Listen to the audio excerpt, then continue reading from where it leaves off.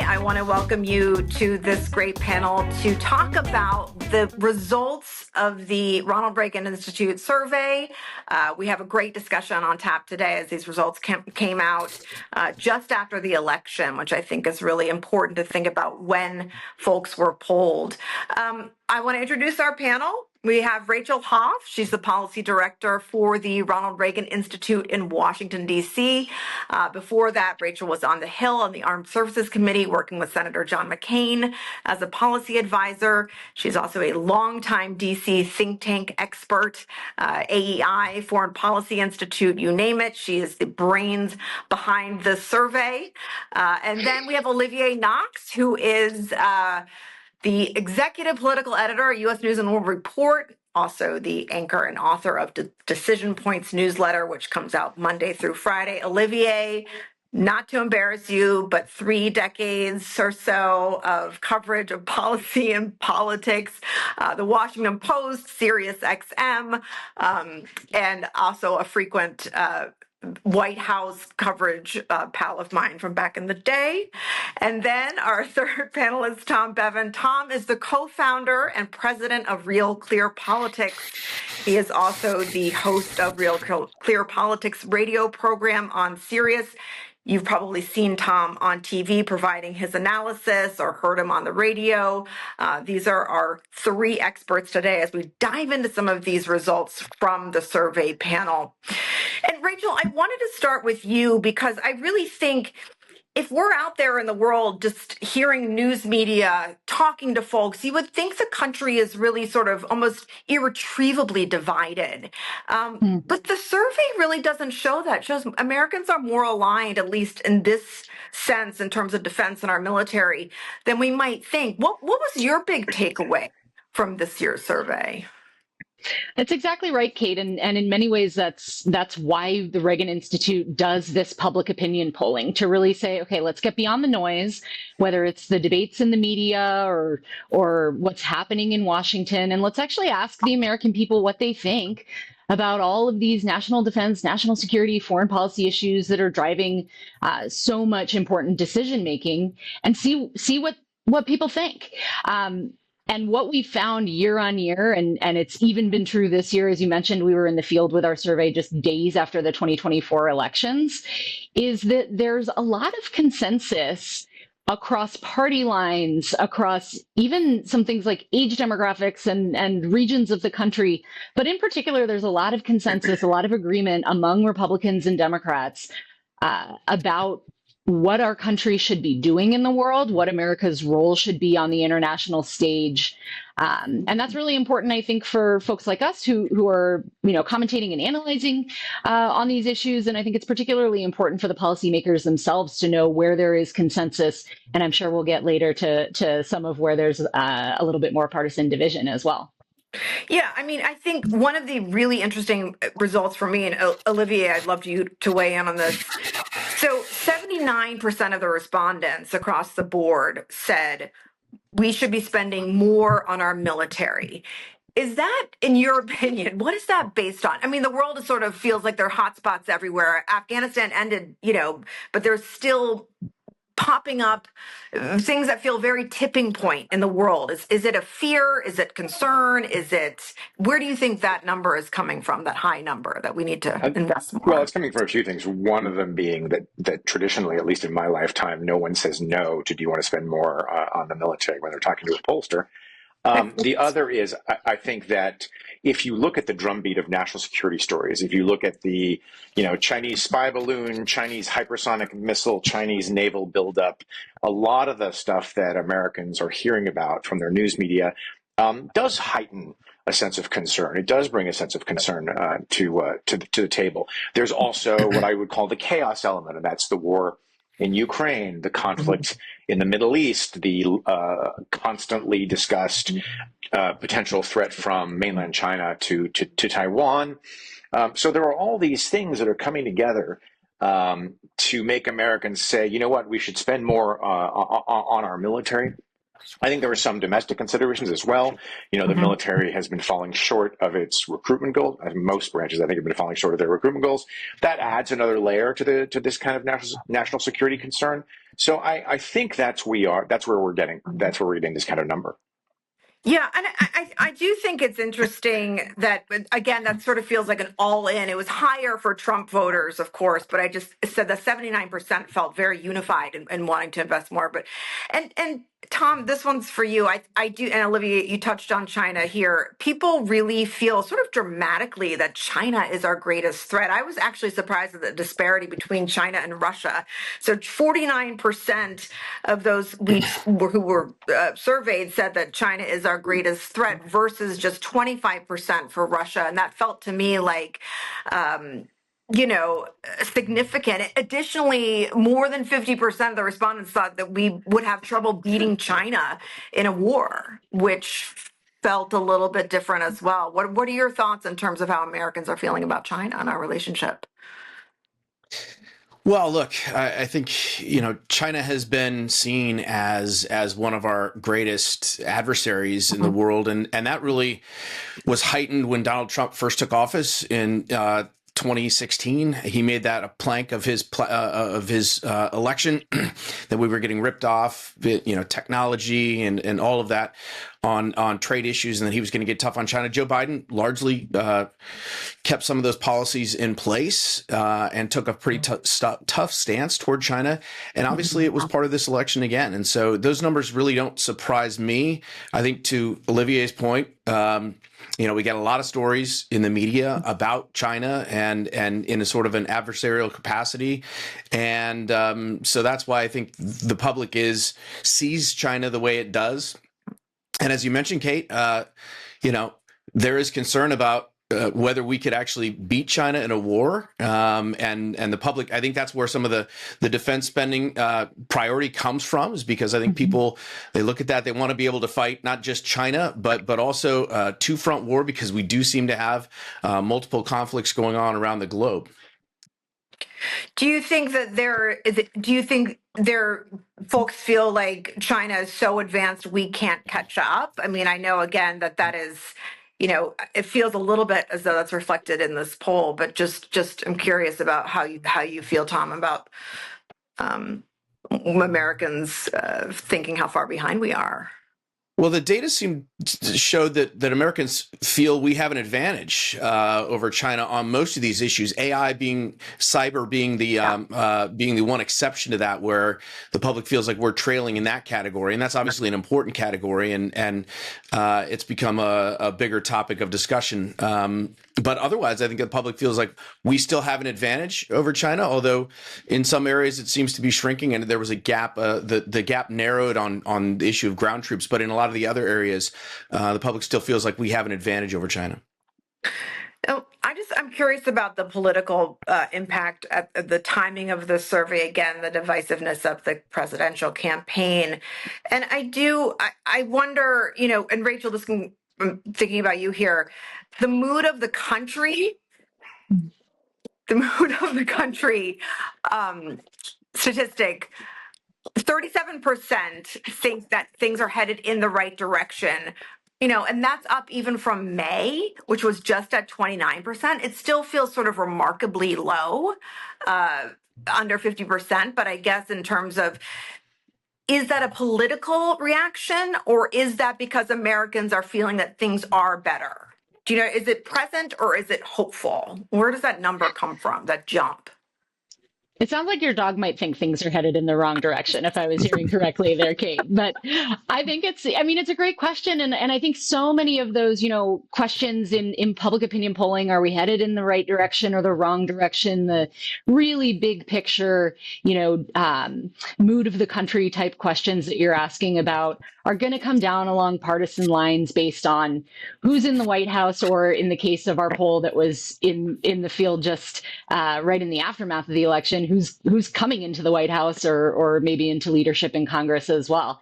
And I think you do see some of those real, bigger picture questions falling down along party lines. But maybe just one point I'd pick up and kind of bridge this question back to what you were speaking with Tom about on China is, it is kind of it's a narrow majority of Americans that believe that in terms of our overall military strength that we've got the edge on China. It's definitely more than Americans who think that China has the military edge at this point. But one thing that we've noticed and really want to highlight in the survey results this year is that there's a lot of optimism about the U.S. extending its military edge, if among those who believe that we have the advantage still, or even among those who believe that maybe we have fallen behind China that you were asking about, that we can close that gap in the near future. And so some of that optimism, again, probably falls down along party lines based on who's coming into leadership. But there does seem to be, I think that ties back to the defense spending question too. There's concern that we're losing that military advantage. And that in order to either extend or close the gap, we really need to invest in our military and our capabilities, and even in some of those advanced tech capabilities like AI and cyber that Tom was mentioning. That is an interesting point. Well, one of the things we have to talk about Ukraine too, not just China, because it's an ongoing issue, and I feel like Americans have changed. One of the questions this year in the survey is talking about a deal that Ukraine should possibly strike for peace with Russia in order to end this ongoing situation. Olivier, do you think that there has been a notable change in how Americans feel about Ukraine and our spending there and so forth, and that makes it more palatable to think about a negotiation? I think there has been a national mood change. I don't know how dramatic it is. I would point out that there's somebody else talking about a negotiated end to the war in Ukraine, and that's the Ukrainian president, who is now floating kind of, land for peace ideas. None of them especially realistic, since they turn on the part of Ukraine that does not have Russians on it becoming a member of NATO, which I think is a non-starter for the alliance. But it's not just Americans now who are talking about this. There is exhaustion in Ukraine. There are tensions between the United States, I should say the Biden administration, and Ukraine. The Biden administration is pushing them to enact conscription, never a popular policy. So there has been a mood change. You are going to see a much Trumpier Congress when we come back in January. And one of the features of that is going to be, we've been doing this wrong. It's time to put the pressure on Volodymyr Zelensky for some kind of a peace arrangement. President-elect Trump's designated envoy for Russia and Ukraine has floated a couple of different ideas for bringing the conflict to an end. They center on pressure on Ukraine.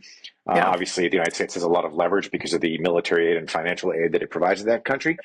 But also, if Vladimir Putin categorically refuses to negotiate, that plan includes the possibility of pressure on Russia. Now, just because his envoy floated this idea 4 or 5 months ago does not mean that Donald Trump's going to embrace it come January 20th. But I do think there's a mood change. The Republicans in Congress were always ahead of the public mood in terms of souring on support for the conflicts, for the Ukrainians in this conflict. But I do think that you're going to see this kind of pressure makes the sort of, and again, it's a potential plan, makes the potential Trump plan much more palatable to the American public. Yeah, and I wonder if a good deal of that is fatigue, really. But there was, and Tom, I wanted to talk to you about this. Goes back to the sort of mood of the country, what we're seeing on the news versus what the survey is really revealing. But there was a really stark difference. 74% of Harris voters wanted to continue to send that aid to Ukraine, while just 59% of the Trump voters did. And that, to me, in terms of a disparity on the survey, in terms of answers, really felt strong. So I don't know whether or not, that reflected to you just how, as Olivier says, Trumpy this decision is going to be moving forward. But what are your thoughts on that number? Yeah, I mean, part of it too, though. One of the numbers that jumped out at me is the number of people who think that Ukraine is winning. At this time in 23, 34% of people thought Ukraine was winning. Actually, more people thought Ukraine was winning the war than Russia. And that has dramatically flipped around now, and it's about 15 points underwater. More people think Russia is winning this conflict. And I think that's why there's been this change in attitude about not just the funding piece of it, but also the idea of being open to some sort of negotiated settlement to put an end to this war. But you're right, there is a divide, and there was certainly during the election, and has been between Democrats and Republicans, Harris voters and Trump voters, on the issue of spending in Ukraine, and that was a big part of Trump trying to connect with working class voters here at home by saying, look, we're sending all this money overseas to all these other places when we could be spending it here at home. And that was a message that did seem to resonate with a lot of voters. Can I jump in on that one, Kate, if it's okay? Please. I think it's, understanding those, that gap between Harris voters and Trump voters on this issue for some of the reasons that Tom pointed to.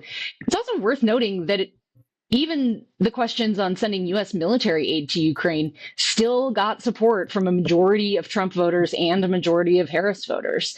There's a lot of kind of the narrative around Ukraine aid fatigue in the country.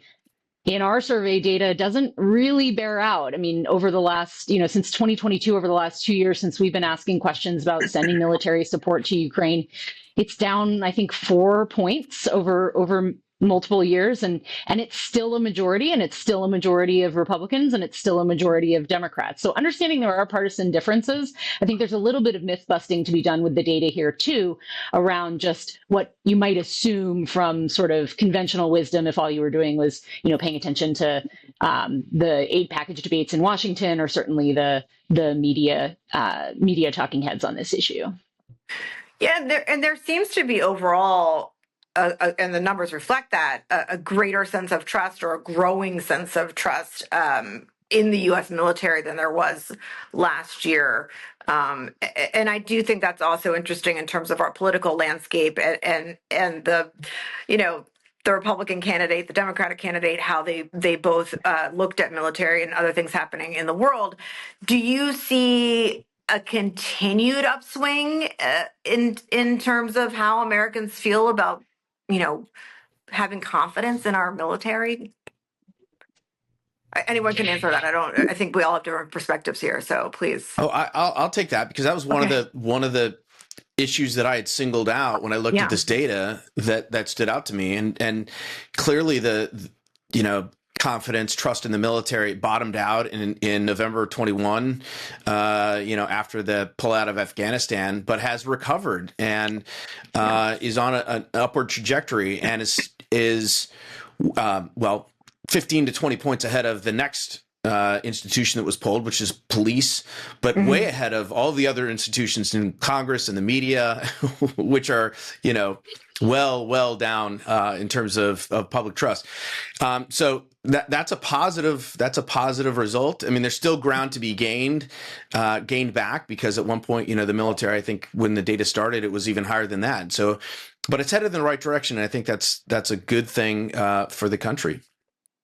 Do you think, I hate to do hypotheticals and predictions, but, all the talk about what a President Trump-led military might look like, I'm going to ask you, Olivier, to sort of predict what the thought and the confidence might be in our military a year from now or moving forward, considering the bluster about, changing things up, the general's purge, putting a potentially different kind of civilian in the role of leading DOD. So all of those things, is the trajectory, do you think, going to continue to have trust in our military? Well, here I want to throw back to Tom pointing to the Afghan withdrawal, because my answer is, we don't know what kind of external shocks we're going to go through, the country's going to go through, the world's going to go through between now and the next time a Reagan survey goes into the field. So, are there small steps that might restore the military's standing among Trump voters? Well, if there is some kind of, he's promised to purge the quote unquote woke generals, will there be some big development there that might send a couple more percentage points of Trump voters in the we like and trust the military?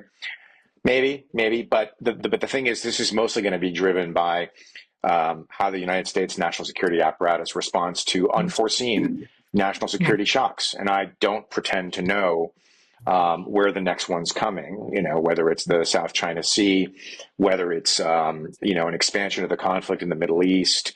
I just don't know. And so it's a hard one to answer.